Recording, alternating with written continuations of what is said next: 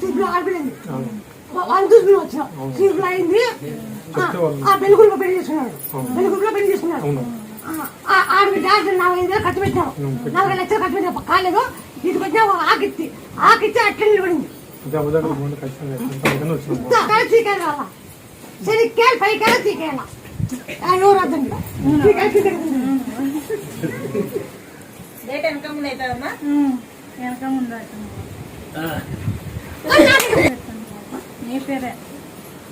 ఉలికి మేడం వాళ్ళు చూసుకుని వచ్చారు. వాళ్ళు జరిగింది మాకు జరుగుతుంది వచ్చాము అంతే.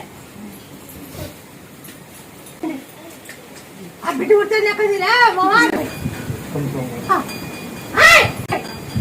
చికెన్ కూడా బాగా తినద్దు. మటన్ తిను, చేప తిను, చికెన్ కూడా బాగా తినద్దు.